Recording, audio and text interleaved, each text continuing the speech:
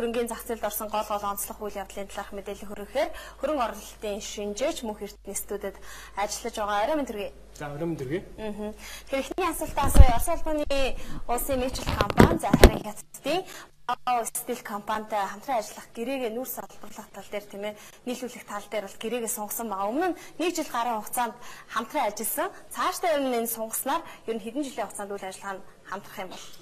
За өнгөрсөн жилүүдэд бол жилдээ 1 сая тонн нүүрсийг бол нийлүүлж ирсэн байгаа. За харин эх 1 жилийн хугацаанд бол 1.4 сая тонн нүүрс нийлүүлэх гэрээг бол байгуулсан.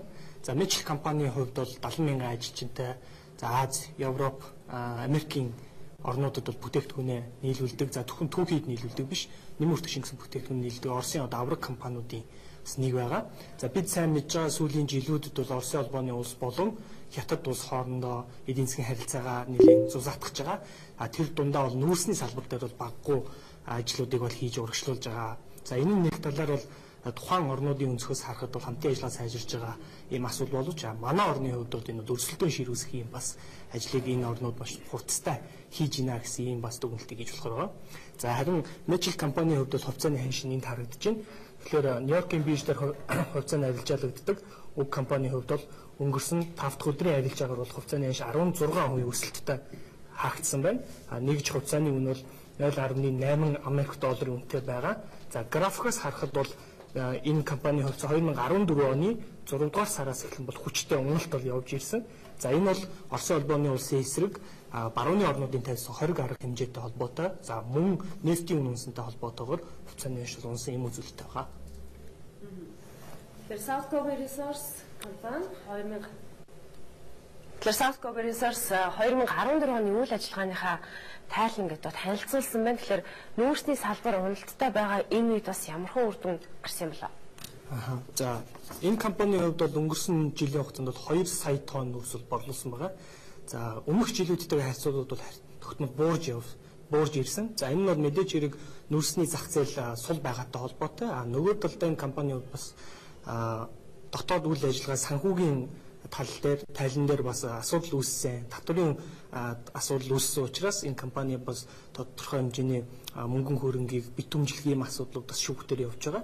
Энэ үйл ажиллагаатай холбоотойгоор бас энэ нүүрсний олборлолт нь буурах, борлуулалт нь буурах бас ийм нөлөө бол ажиглагдсан. За компанийн хувьд бол сүүлийн одоо 2-3 жилийн хугацаанд бол санхүүгийн нөхцөл байдал нь бол улам бүр таагүй болж одоо хүндэрсээр байгаа. За энэ хүндрэл нь бол нүүрсний үнийн уналттай холбоотой. Нөгөө талаас бас компани их хэмжээний зээлийг бол China Investment Corporation компаниас бол авсан. За ингээд энэ зээлийн өрийг төлөх, үндсэн төлөлтийг төлөх асуудлууд бол бас араасаа хүлээгдэж байгаа. Тэгээд энэ нөхцөл байдалтай уялдуулан компани хувьцааны ханш бол бас сүүлийн жилүүдэд бол тогтмол унж ирсэн юм үзүүлэлттэй байна. За хамгийн сүүлийн өдрийн арилжаагаар Хонконгийн бирж дээр Торонтогийн бирж дээр байгаа хувьцааны ханш бол 0.55 Канада долларын юм үнэтэй. За 2014 оны мөн үетэй харьцуулахад бол 35% уналттайгаар хувьцааны арилжаа нь явж байна. Алтнаар орны өрөмдлөгийн одоо үр дүнгээ Эрдэнэ Resource Development компаниас танилцууллаа л да. Тэгэхээр өрөмдлөгийн явц нь ер нь ямар байгаа, үр дүн нь ямар байгаа юм бэ? За тэгэхээр энэ компанийн хувьд бол энэ ордыг 100% эзэмшдэг байж байгаа. За энэ ордоор өрөмдлөг хийсэн эхний ээлжинд бол 15 өрөмдлөг хийсэн. За үүнээс бол эхний 4 өрөмдлөгийн үр дүнг бол олон нийтэд танилцуулсан байгаа. За өмнөх хийжсэн өрөмдлгүүдийн үр дүнгээс бол илүү сайжирч байна. Энэ ордод бол илүү их хэмжээний алтны нөөц бол байна, боломжтой байна гэсэн ийм мэдээлэл бол зах зээл цацагдсан байгаа. Тэгэхээр энэ мэдээлэлтэй холбоотойгоор бас хувьцааны ханш сүүлийн өдрүүдэд бас юм өсөх, за доктортой байх юм хандлагатай байна. За энэ компанийн хувьд бол хувьцааны Торонтогийн бирж дээр арилжаалагддаг. Хувьцааны нэгж үн бол 0.11 Канада долларын үнэтэй. За гэхдээ бас нөгөө талаасаа жилийн өмнөхтэйгээ харьцуулахад бол бас баггүй хэмжээний уналттай явж байгаа ийм дүр зургийг ажиглаж байна. Ер нь бол манад үйл ажиллагаа явуулдаг, ялангуяа уул уурхайн чиглэл дээр үйл ажиллагаа явуулдаг гадаадын бирж дээр хувьцаа гаргасан байгаа компаниудын хувьд бол хувьцааны ханш нь өнгөрсөн 2 жилийнхээ харьцуулахад бол хамгийн багад одоо 30%, дээд нь 70% уналттай явж байгаа. Тэгэхээр энэ нэг талаас хямралтай холбоотой манай дотоод эдийн засгийн нөхцөл байдал муу байгаатай холбоотой, улс төр тогтворгүй байгаатай холбоотой ингэж унж байгаа боловч энэ нь ирээдүйд эдгээр компаниудын хувьцааг бол хямдхан худалдаж авах бас боломжийг олгож байгаа гэдгээрээ бас эерэг талаас нь харах юм бол ингэж харж болох юм аа. Тэгэхээр эдгээр компаниуд дээр бид бол сайн анализ хийж хөрөнгө оруулах нь бол өөрөө одоо ирээдүйд нэлээд ашигыг авах хүртэх боломжийг бол бас олгоно гэж харж байгаа. Бас нэг тодруулах зүйл байна. Тэгэхээр Эрдэнэс 5-7 хилцээр бол яг үргэлжилж байгаа. Тэгээд цагаан сарын өмнө бол гэрээ хийгдэн гэжсэн ер нь бас яг энэ хилцээрийн одоо өнөөгийн нөхцөл байдал агцсан ямар хөө төвшөнд яаж байгаа юм бол. За өнгөрсөн 7 хоногийн хувьд бол энэ хилцээртэй холбоотой мэдээлэл бол харьцангуй одоо шинэ мэдээлэл харьцангуй багтаа байлаа. Шинэ томоохон нөлөө бүхий мэдээлэл бол. Гэхдээ хэлэлцээр маань өөрөө дотроо 2 хэсэгт хуваагдсан гэж байгаа. За нэг хэсэг нь бол төмөр замтай холбоотой дид ажлын хэсэг гараад энийг хэлэлцээ явж байгаа юм байна.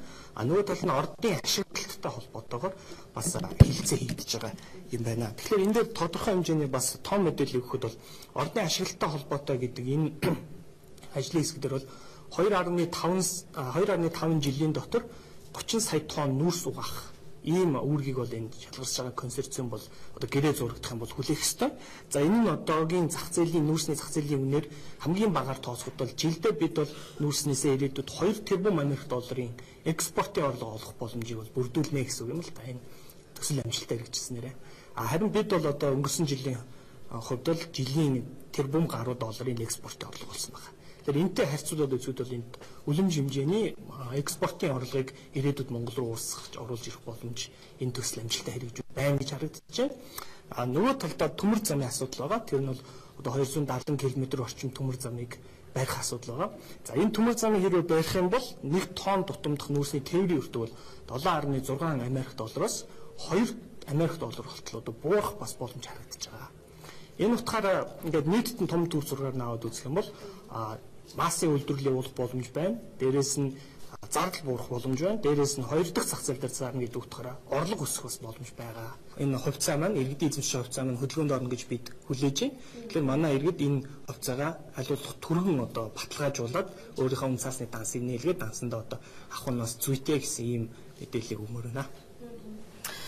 Бас нэг асуух зүйл байгаа нь Багнуур 5-7 компани хувьцаа эзэмшигчдийн ээлжид хурал 7 хоногийн сүүлээр буюу 1 сарын 23-ны өдөр зардлагдсан байгаа.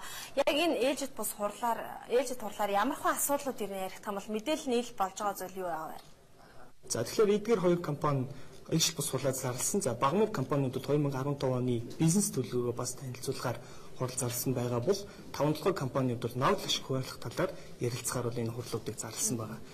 Хувьцаа эзэмшигчтэй хандаж хэлэхэд бол энэ хувьцаа эзэмшигчдийн хурал гэдэг бол хамгийн бага зардлаар хамгийн богино хугацаанд анхдагч их сурвалжаас нь хамгийн үнэн бодит мэдээлэл авах боломжийг бол олгодог юм аа. Тэгэхээр манай хувьцаа эзэмшигчид хөрөнгө оруулалт хийхдээ энэ хувьцаа эзэмшигчдийн хуралд бол зайлшгүй заавал сууж агаарэ гэж бол зөвлөмөр байгаа юм. Яг тэгэхээр тэнд хурал дээр бол дандаа өдөртөх төвшний хүмүүс байж идэг.